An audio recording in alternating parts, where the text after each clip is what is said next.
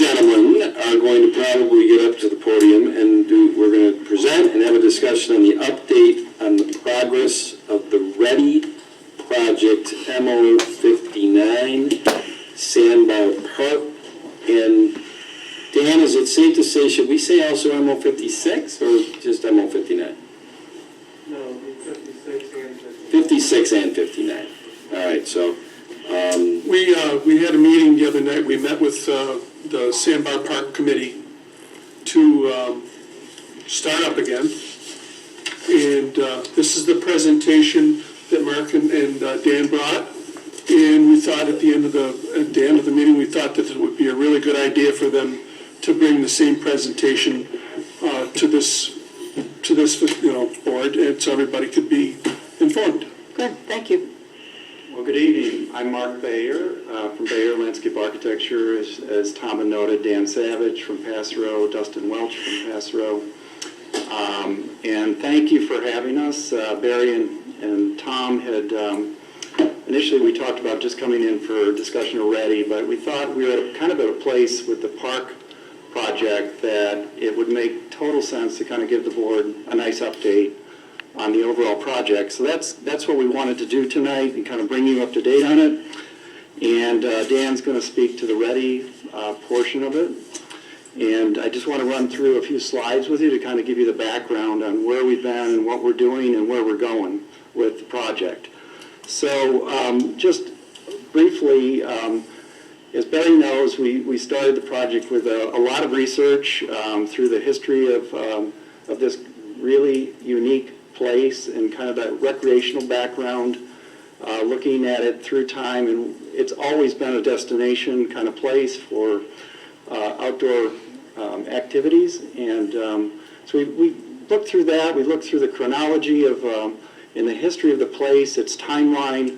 We looked at land use. We looked at environmental issues, many things. In our work with Barry's group, which is the Project Advisory Committee, it's composed of 10 or 12 people that have helped advise us as we've gone through the project. We've met probably 6 or 7 times now, and they've been our partners in the project.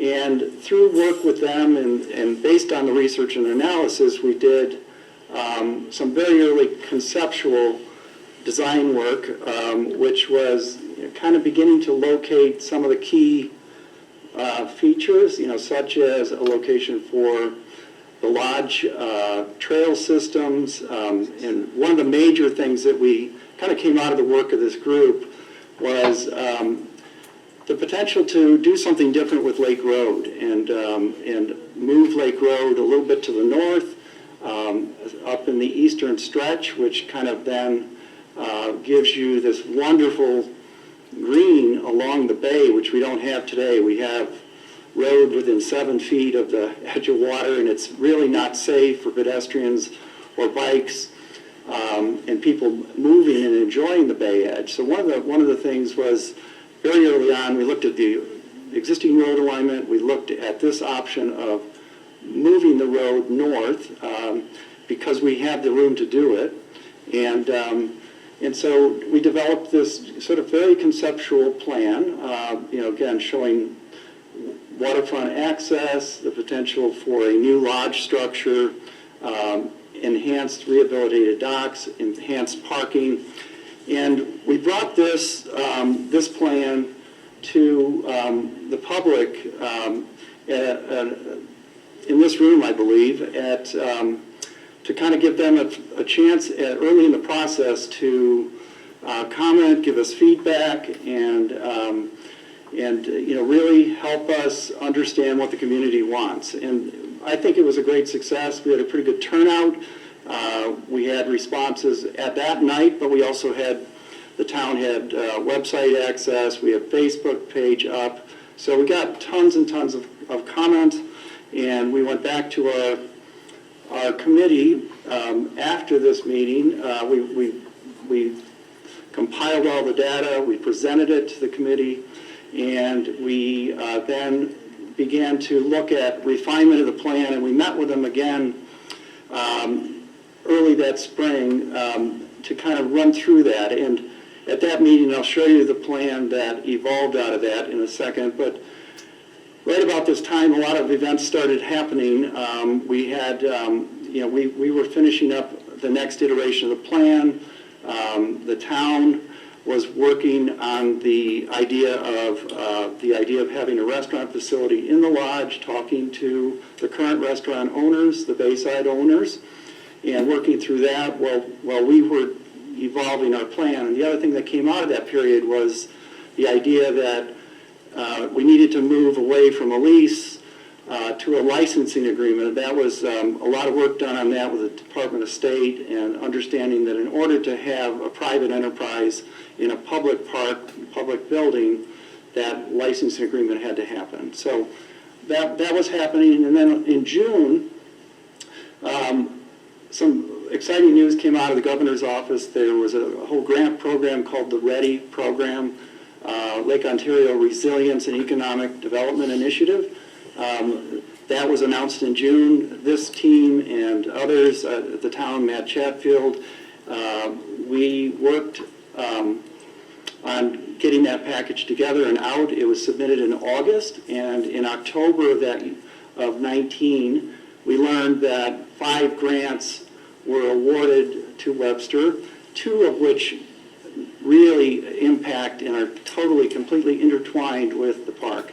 One is the Lake Road improvements, which Dan will talk to in a minute, but basically elevating and helping improve the road, and Sandbar Park flood resilience, which is providing flood protection along the bay shoreline. That was occurring, and we were working on that, obviously in November through early part of 20, change in administration. Tom's office came in and his group, and we engaged with Tom right early in the year. I believe it was February. We had our first meeting and talked about this project and the READY grant, and started that process. Mark Yeager, former Parks Commissioner, retired. Chris Bilo came in the spring, and then COVID set in and kind of set things back a bit for everything. The good news is during this time period, the READY grants provided us with a great shot in the arm in terms of funding. We got approximately $2.3 million, and the project really kick-started again. This past spring, early summer, we really got moving, and currently we're into, and I'll get into it in just a minute, but we're into weekly conversations with all of the various agencies and so on. So early on, there was 2 versions of this plan. This version was the existing road alignment, park, and then there was the second version, which was the realigned road, which basically from the eastern end of the site pushed the road away from the bay edge and opened up green space along that edge.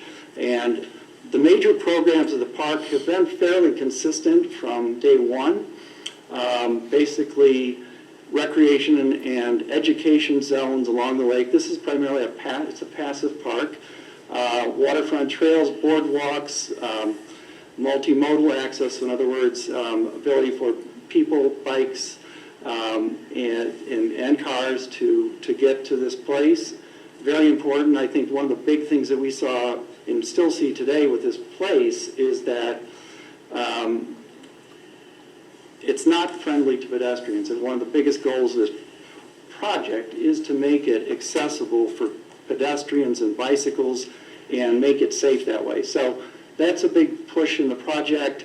Obviously, picnic shelters, play elements, natural play elements, a car-top boat launch for kayaks, canoes, and waterfront access is key. Obviously, we're in this incredible place between the bay and the lake, and many other things, including the lodge. The lodge program essentially still remains the same. It is a 2-story structure, the lower level being a restaurant of some kind, food service, and the upper level being a public gathering space, event space potentially. Barry has talked a lot about the idea of taking the history of this area and getting it up into that space. It can become an educational tool. One of the things that you probably all know, but this area down at the East End, one of the driving forces behind that has been a cooperative kind of program with the school district, getting students down to the environmental areas, but that upper level of the lodge potentially could be this great spot for gathering for students too, you know, with teachers and so on. So that's the overview plan. Just quickly, this is the west end, and basically at the west end, from Castaways is about where this pointer is over here, on the right side of the screen. And one of the things that the park, we have this linear stretch from Castaways west, where we're on the old rail embankment, and the hope is to develop just a very simple trail system all the way through the park. There's a fireman's memorial proposal in this zone. There's some benches and seating, but very simple on the west side. And this is the core park plan right now. And what's going on here, as I mentioned in the early concept plan that we brought to the public, and we will be bringing this again to them later this fall, early winter. But the idea here, again, was to consolidate and organize parking this is the proposed new lodge facility, which would be built basically in the footprint of the current Bayside restaurant. And the idea behind that is we could never get this facility reconstructed elsewhere on the site as close and as proximate to water, because it wouldn't be permitted right now with current regulations, but we can rebuild in that location. And again, this would be a two-story structure, and the idea with the two-story structure was not only to allow the restaurant operation to be able to continue to operate in that location, but the other idea really was that we could create this great gathering space on the second floor. So first and second floor, obviously you can see the bay, but with the railroad embankment, by going 2 stories, we'll also be able to see the lake from the upper floor of the structure, which I think is wonderful. And again, it's one of the really amazing aspects of this park. I mean, where else do you get this kind of water frontage? And so just to highlight a few other things, you know, obviously we're looking to have waterfront access along the lake, some trails and walks. We're thinking of a pavilion of some sort where you can get out of the sun and sit, watch watch over the lake at night. You could sit there and enjoy the sunset. Where we have picnic areas over here, fun features for kids with, you know, we're talking about a little slide because there is a grade change over there, some fun things. And this concept, we call it the fishbone garden. And the idea there, again, a fun thing for kids to stroll through and explore. It would be done in a way which would be beautiful to look at, but also playful, because we're hoping, of course, this park is going to attract families, and it's the kind of thing that makes it a little bit unique. That was actually inspired by when I was down here after a flood event a couple of years ago. There was fish kind of trapped in the parking lot on their side, and I was helping them get out of there. And this idea came of, hey, let's do something fun with this. So anyway, so this is the core park. I don't want to meander, you know, too far down the road with this, but again, key features: improved parking, great waterfront access, new lodge facility, improved parking, and organized parking, and road improvements, which are related now to the READY grant. So the east end is, as we go towards Bay Road and move east, there will be a connection from that main park area that would go through this little wooded zone, let you cross, and you can see the kind of space we're creating along the bay edge by the road shift. And that will allow an at-grade trail, which, now you know how it is. It's just like you feel like you're going to fall in the bay. But with this change, you will have a great connector path, which could accommodate, pedestrians and bicycles, and you'll get off the edge of pavement, which is nice. And then you will have access to boardwalk and be able to go and move through the wetlands is the idea as an environmental education area. And get over to this point here, which is kind of in that wooded site. It's at the edge of the wetland. And this is a spot where we talked about doing simple kind of stone seats for students to gather and a biology teacher to explain what's going on with the wetland. Kayak or canoe enthusiasts to be able to bring and kayak and beach here and look at some of the, explore the trail system, explore the wetlands, and that's what this zone in the park is about. And again, a continuous trail all the way down into this area with the hope at some point that we'll be able to connect up to Bay Road and continue the access. So that's kind of an overview of where this stands. I want to turn this over to Dan for a minute, just so he can talk a little bit about specifically what the READY project is and what it does, and let him speak to that.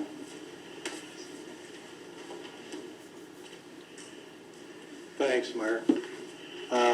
So MO 56 is the realignment of Lake Road, and that's to accomplish many of the things Mark just described. What we're looking for is to push Lake Road further to the north and open up that area hugging the bay for this park-like trail through there.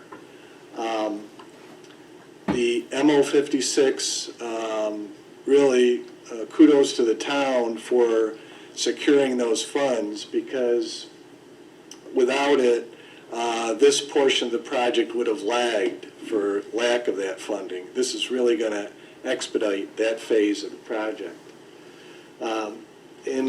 Also in the realignment of Lake Road, we're going to elevate portions of it so it's up out of the high water level, so that in the event we get another high water event, Lake Road through here is now passable for residents, emergency vehicles, and the rest of it. MO 59 is shoreline protection.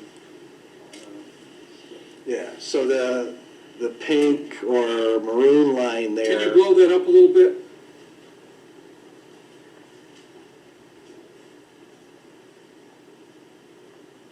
There you go. So the intent for the shoreline protection, again, is to buffer the core areas of the park, particularly the lodge, with a combination of like a knee-high stone wall protection. Portions of it will be graded berm. Others will be use of shoreline vegetation to protect the bay side of the park. That knee-high wall there, highlighted in pink, would be tied in with the architecture for the lodge. So again, in the event of a high water event, the water side of that would be inundated, but it would not negatively impact the lodge or being able for the lodge to operate during a prolonged high water event. This section of Lake Road here would be elevated. We'd have to regrade between Lake Road and that shoreline protection to again provide the protection from water and inundating, passage along Lake Road. So those are the main things going on with READY. As Mark said earlier, we're meeting weekly with the alphabet soup of state agencies. All of them have a hand in this, from the environment to flooding to coastal hazard zones. And we're getting their input every week, going back, refining the drawings, and a lot of back and forth dialogue. We did have members of DEC out for a site tour. They got to appreciate more what we're trying to achieve with the park, actually walking it. We think we're starting to change some minds over there because the overall good that the Sandbar Park would have versus some, bureaucratic procedural things. So we'll keep beating on them and, until we can get the type of park that the town deserves. Thanks, Dan.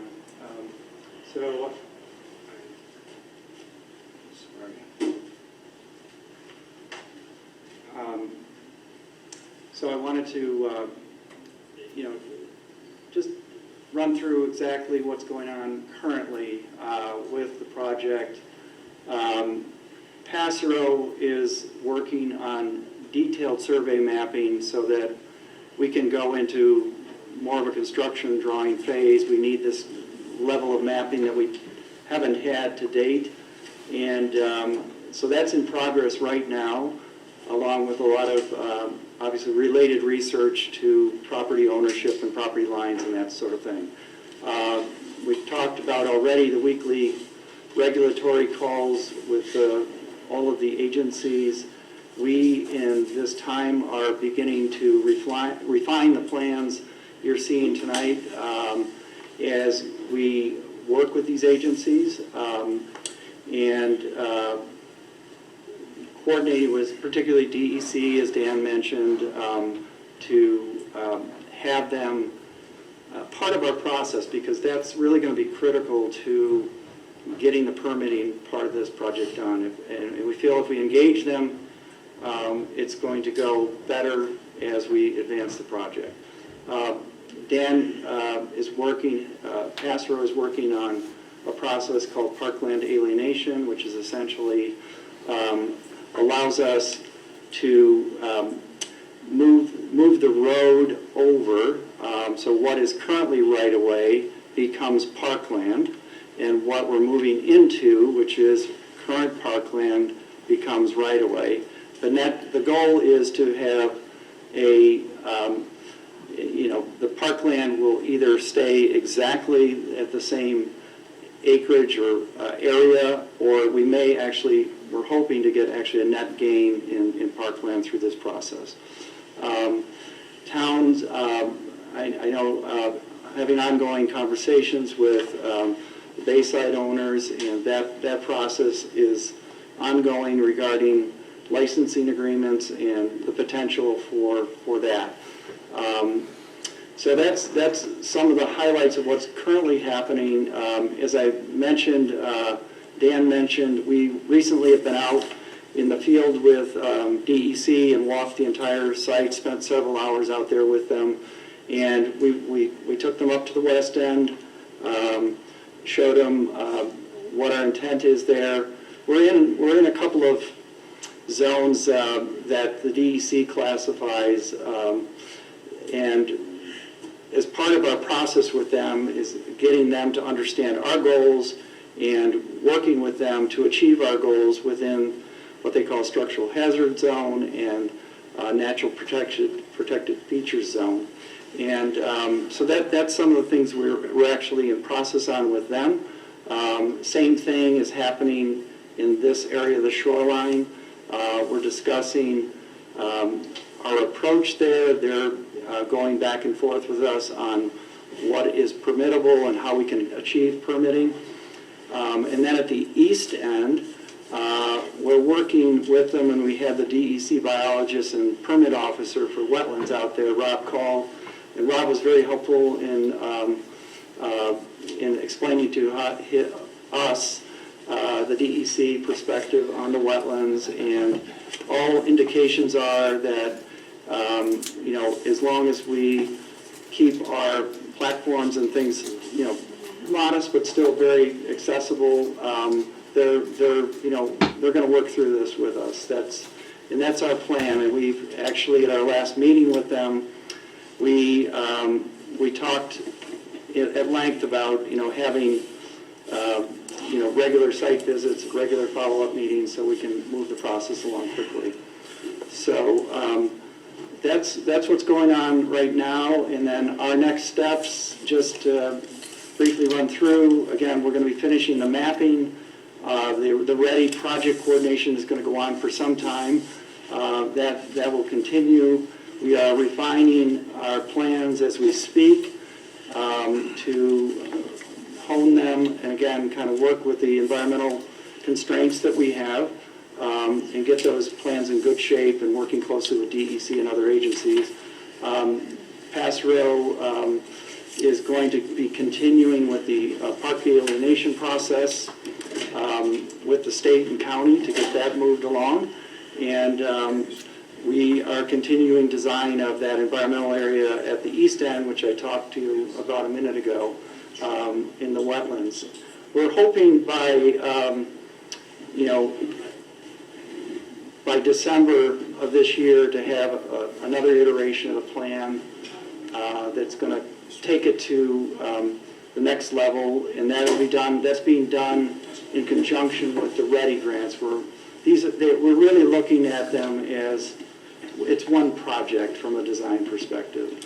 And the other thing that we are, hoping, and this is something that we want to talk to you about a little bit tonight, is in order for this project to continue to advance at a reasonable pace, the lodge is something that is such a key and central part of the project, being right there on the bay, and we're trying to confirm that we're on the right track with the idea of, the two-story structure, the restaurant food facility on a lower level, and we're hoping, and I'm asking about this because the READY project that has the flood resiliency has to tie right into that building.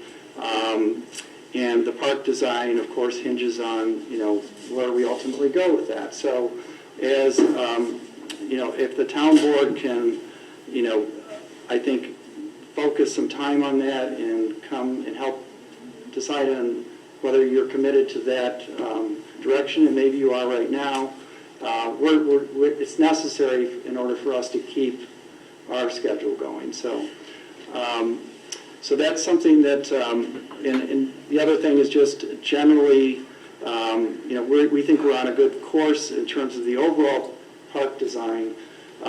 We think that it's responds to, all the things that we've been asked in terms of making this a great resource for the community with all the amenities of a really wonderful passive recreational park, with great environmental education components, great, family-oriented features, enhanced parking down there, and all the things that, in my mind, when I first saw this site and talked about this project, it's going to have all the things to make it an incredibly beautiful and very, very unique and special destination for this community and beyond. And so two things I'd ask you to think about. One, again, kind of solidifying your thoughts on the lodge and the restaurant facility. And then secondly,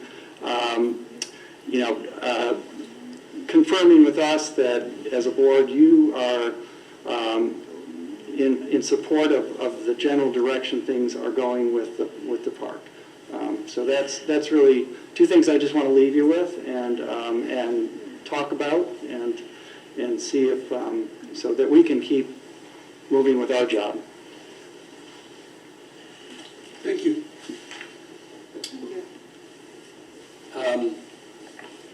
Quick question, I guess. Being very involved in the 5 READY grant projects, especially MO 56 and 59, I almost see those as being the skeleton behind now what you guys are trying to put together is the aesthetics and what the park and the new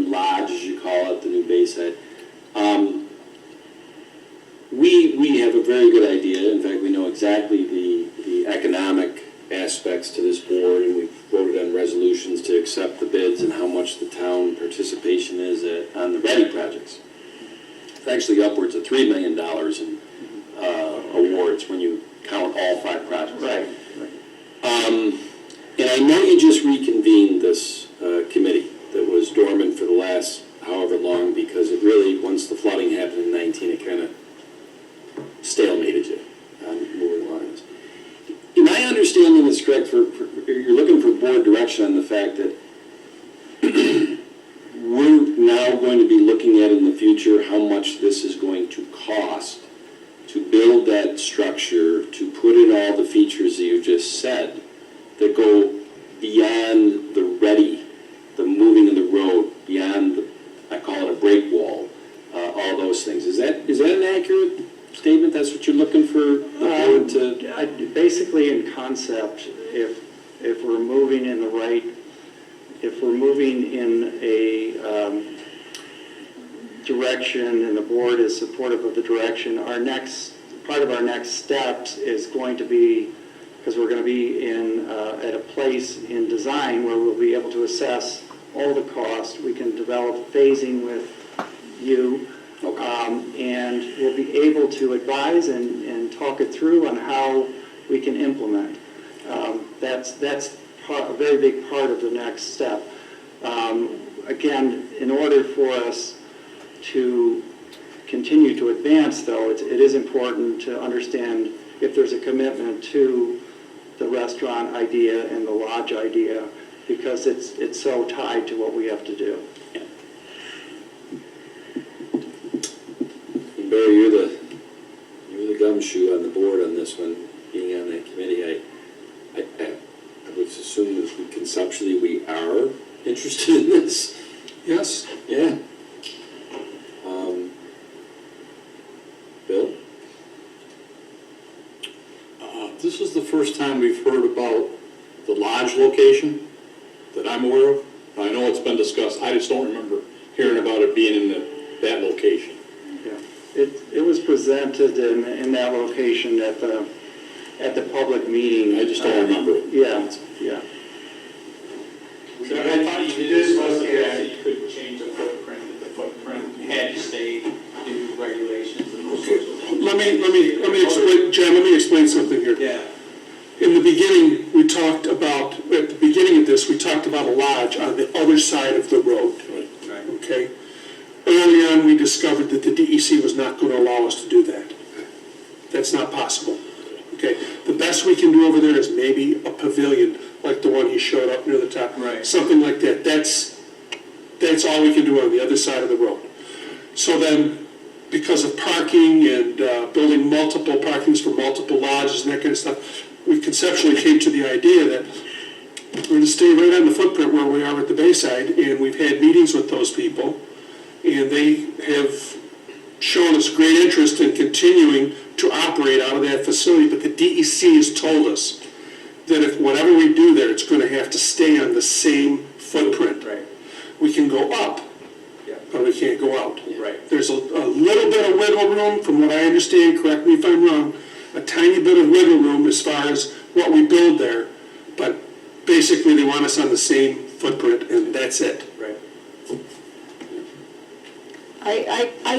I'm excited about the plan. I think it looks great. And for those who are watching, and for anybody in the room who wasn't at this, at the early meetings of this, and the inception of how we ended up with Bear Associates, I think as a board, one of the things that really impressed us, Mark, was your passion around this project. And I still see that as you discuss it. You are living and breathing this project, and I appreciate that. Thank you.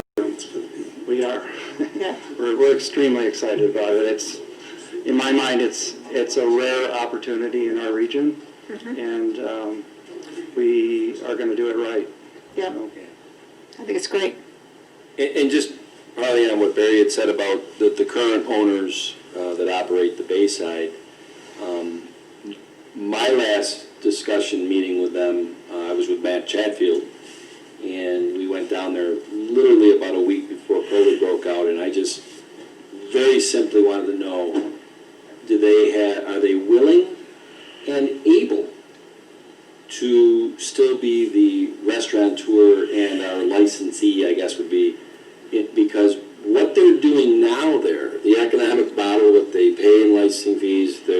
thing, this proposal is a very different thing. And I wanted to hear from them, willing and able, because it's a totally different economic model for them. Certainly, if it goes the way we think it is planned, they'll have much more, less risk, because it'll be a longer-term licensing agreement. I think right now they're essentially in a month-to-month. Right.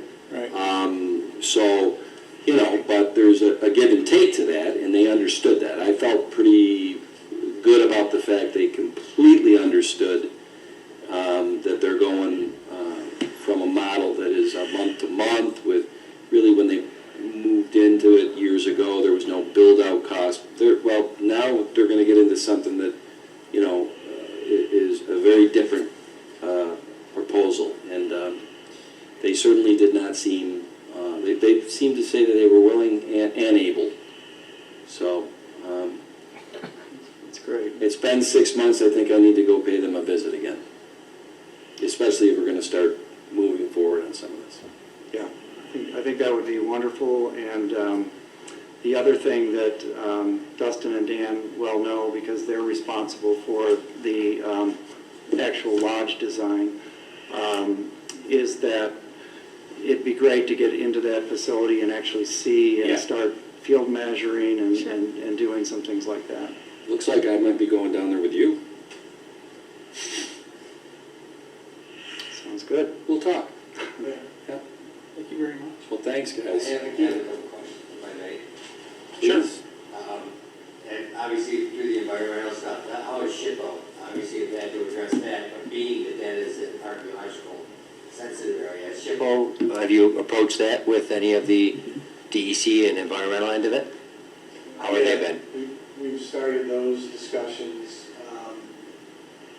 In summary, they're saying, well, much of this site was previously disturbed with the park and the restaurant. But we're following through on documentation and addressing any issues they may raise. Okay.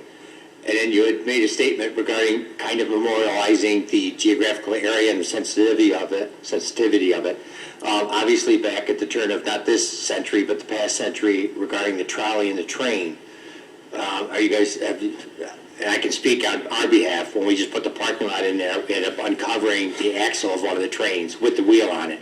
So it'd be a nice That's part of attribute it. Yeah. to throw it in there, Yeah. but also that, and I remember growing up as a kid, my family's been here since 1837, there were multiple concrete bins down in there, and we uncovered a couple of foundations that'd be where the rail bed was on this side of the parking lot. So when you guys go to unearth and do stuff, as far as knowing what those bins were and that they may still be there, we found some of the foundation, you're not moving those. Yeah. They were built back when things were built rail tough, so. But I was letting you know we do have that axle, and No, we've talked about a lot at our committee, and we'd like to incorporate some of those historic, elements into the design. okay. And then one other question is, being this is ready money, and obviously the town has a share cost in this. Is the highway alienated from participating in the road relocation, or is that something that the county will contract, or is that going to go to private sector? It hasn't been decided. Well, being if it's federal monies, it may be pre-decided for us, but I didn't know if we have, but I thought it that's, was state money. if it's state money, I don't know, but just something to look at, because obviously our cost contribution could be in-kind services, so. Food for thought.